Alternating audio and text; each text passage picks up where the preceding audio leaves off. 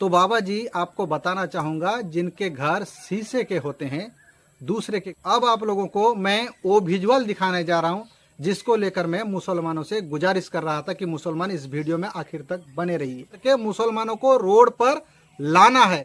दोस्तों चुभता खबर में आप सबका स्वागत है। खबर ऐसी हो कि भक्तों को चुभना चाहिए।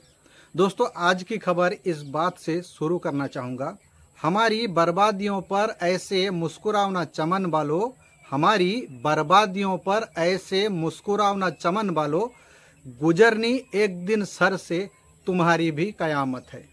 दोस्तों सबसे पहले आप लोगों के सामने बाबा जी की चंद बयान रखना चाहूँगा, लेकिन उससे पहले हमारे मुसलमान भाइयों को हाथ जोड़कर, जी हाँ हाथ जोड़कर विनती है इस वीडियो में आखिर तक बने रहिएगा, क्योंकि इस वीडियो में कुछ ऐसी बात मुसलमानों के लिए बताई जाएगी जो कि आज के तारीख पे मुसलमानों को उस पर सोचना होगा, उस पर विचार करना होगा। और जो हमारे दूसरे भाई भी देख रहे हैं उनसे भी हाथ जोड़कर गुजारिश है कि आप लोग एक बार अपने दिल से हिंदू मुस्लिम वाला नफरत निकालकर इसको जरा समझने की कोशिश करिएगा, क्योंकि लगेगी आग तो आएंगे घर कई जद में, यहाँ सिर्फ हमारा मकान थोड़े ही है। अब आप लोग जरा ठीक से सुन लीजिए हमारे बाबा जी की बयान। उत्पात शुरू हो जाती थी। अब उत्पातियों और उपद्रवियों को पता लगेगा कि 7 पीढ़ियां याद आएंगी उनको, क्योंकि कभी कभी बुरी आदतें जाती नहीं लोगों की, तो उसके लिए उनकी डेंटिंग पेंटिंग करवानी पड़ती है कायदे से। हो मौलाना भूल गया कि शासन किसका है। छोटे छोटे बच्चों को जिनके हाथों में कलम होनी चाहिए, जिनके हाथों में नोटबुक होनी चाहिए, जिनके हाथों में विज्ञान और गणित की पुस्तकें होनी चाहिए, उनके हाथों में आई लव मोहम्मद का पोस्टर देकर के, तख्तियां देकर के समाज में अराजकता पैदा करने का कार्य कुछ लोग कर रहे हैं। तो सुना आप लोगों ने हमारे बाबा जी की बयान। अब आप लोगों को बताऊंगा कैसे इस देश में माहौल बनाया जाता है, कौन लोग हैं इसके पीछे, कैसे एक पूरा पैटर्न काम करता है। फिर से आप लोगों से गुजारिश कर रहा हूं वीडियो में आखिर तक बने रहिएगा, क्योंकि अभी तो मैंने शुरू किया है, आगे आगे देखिए होता है क्या।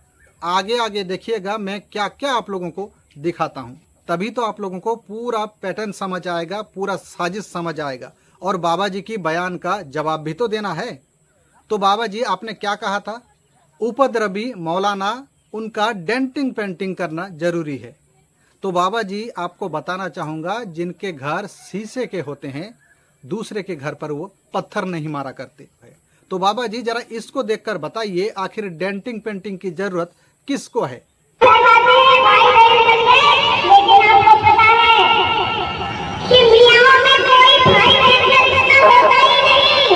तो बाबा जी जरा बताइए अब डेंटिंग पेंटिंग की जरूरत किसको है। इनके पास इतने मात्रा में हथियार कहां से आए, असला कहां से आए। आपके ही लोग हैं ना, इतने में डर गए क्या बाबा जी? और भी आगे हैं, जरा इसको भी देखिए ना।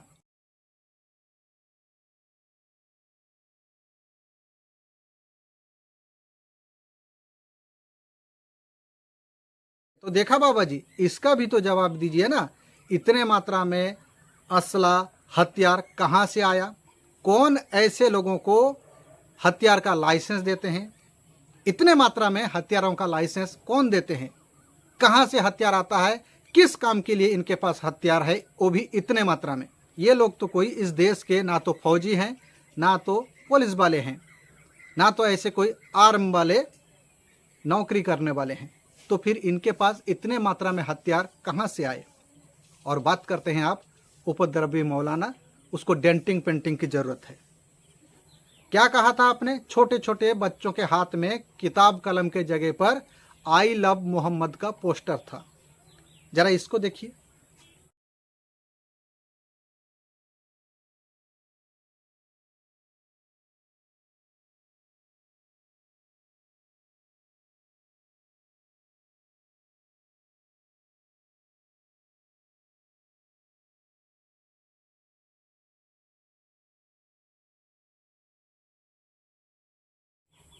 क्या है ये बड़े बड़े सब हैं, ये भी तो छोटे बच्चे हैं, इनके हाथ पर क्या है। इनके कंधे पर क्या है बाबा जी? इनके लिए तो आपका एक लफ्ज़ नहीं निकलता मुंह से। अब आप लोगों को मैं वो विजुअल दिखाने जा रहा हूं जिसको लेकर मैं मुसलमानों से गुजारिश कर रहा था कि मुसलमान इस वीडियो में आखिर तक बने रहिए, क्योंकि मुसलमानों को आज इस बारे में समझना होगा, सोचना होगा। सबसे पहले इस वीडियो को जरा आप लोग देख लीजिए।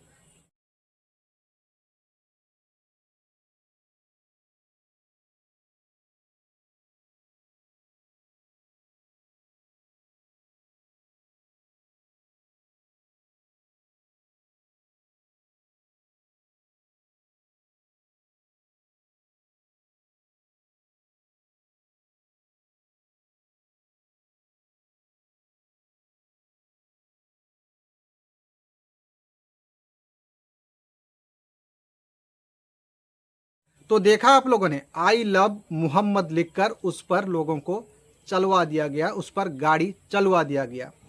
दरअसल ये विजुअल महाराष्ट्र के अहिल्या नगर का है, जहां पर आई लव मोहम्मद लिखकर उस पर लोगों को चलवा दिया गया। किन लोगों ने इसको किया? एक खास समुदाय के लोगों ने इसको किया। समझ रहे हैं ना मैं क्या कहना चाहता हूं? खास समुदाय के लोगों ने इसको किया। वहां पर कोई ऐसा माहौल नहीं था कि वहां पर ऐसे कुछ घटना हो सके, लेकिन कुछ ऐसे समुदाय के लोग आए और ऐसे रास्ते पर बनाया और लोगों को चलवा दिया। और उसके बाद जाहिर सी बात है मुसलमानों की प्रतिक्रिया होगी, और मुसलमानों ने भी रास्ते पर आकर धरना देना शुरू कर दिया। जाहिर सी बात है, अगर मैं हिंदू हूं, कोई जय श्री राम लिख कर उस पर लोगों को चलवा दे तो फिर मेरी भी फीलिंग हर्ट होगी और मैं उसका विरोध करूंगा, और लोगों को करना भी चाहिए। ठीक उसी तरह से जैसे कि महाराष्ट्र के अहिल्या नगर में मुसलमानों ने किया। अब वहां पर पुलिस वाले आते हैं, दोनों संगठनों को शांत कर देते हैं। यहां से जरा आप लोग सोचिएगा, दोनों संगठनों को शांत करवा तो देते हैं, लेकिन मुसलमानों पर 20 से 30 मुसलमानों पर एफआईआर करवा दी जाती है। मुसलमानों पर एफआईआर हो जाता है। शुरू किसने किया? जो कि मैं आप लोगों को समझाना चाहता था पहले से। शुरू किसने किया? एक खास समुदाय के लोगों ने शुरू किया। इसी पैटर्न की बात मैं कर रहा था आप लोगों से। जैसे कि पहले दिन 5 सितंबर को शुरू हुआ था यूपी के कानपुर में। यूपी के कानपुर में क्या हुआ था? मुसलमानों ने मोहम्मद साहब के जन्मदिन पर आई लव मोहम्मद का पोस्टर लेके जा रहे थे, या फिर कहीं पर बैनर टंगवा दिया था। एक खास धर्म के लोग आते हैं, समुदाय के लोग आते हैं, उनका विरोध करते हैं, पुलिस वाले आते हैं, दोनों संगठनों को शांत करवा देते हैं। फिर 12 से 13 या 15 दिन के बाद कुछ मुसलमानों पर एफआईआर कर दी जाती है। जरा सोचिए, अगर कोई जय श्री राम का पोस्टर लेकर जा रहा है या फिर आई लव राम लिख कर लेकर जा रहा है, इससे किसी को क्या दिक्कत हो सकता है। लेकिन वहां पर कानपुर में इस बात को हवा दी गई कि एक नई परंपरा है कि मुसलमानों ने शुरू किया आई लव मोहम्मद लिखकर, जो कि मैं आप लोगों को समझाने की कोशिश कर रहा था। शुरू कहां से हुआ? एक समुदाय के लोगों ने, एक धर्म विशेष के लोगों ने इसको शुरू किया, और फिर यहाँ पर भी वही पैटर्न, सेम पैटर्न महाराष्ट्र में की गई। एक खास धर्म के लोग इसको शुरू करते हैं और एफआईआर किन के ऊपर की जाती है? मुसलमानों पर। क्यों? क्योंकि यही बात मैं समझाने की कोशिश कर रहा था, क्योंकि कैसे भी करके मुसलमानों को रोड पर लाना है। उनका मकसद है कैसे भी करके मुसलमानों को रोड पर लाना है, मुसलमान भड़क जाएं। उसका कारण है वोट चोरी, बेरोजगारी, ट्रंप का टैरिफ। आप लोगों को ऐसे सैकड़ों मुद्दे और हैं जिनको लेकर आज सरकार बेहाल है, जनता जाग चुकी है। अब राम मंदिर का मुद्दा भी नहीं है जिसको लेकर हिंदू मुसलमान की जा सके। इसीलिए किसी भी तौर पर, किसी भी कीमत पर मुसलमानों को रोड पर लाने की वो लोग कोशिश कर रहे हैं। ऐसे किसी के बहकावे में आकर रोड पर बिल्कुल भी ना आए। अपने आप को मजबूत कीजिए, अपना वोट मजबूत कीजिए। वोट के जरिए ही ये लोग सत्ता में आए हैं और वोट के जरिए ही सत्ता से ये लोग बाहर जाएंगे। ऐसे रोड पर आने से कुछ नहीं होगा।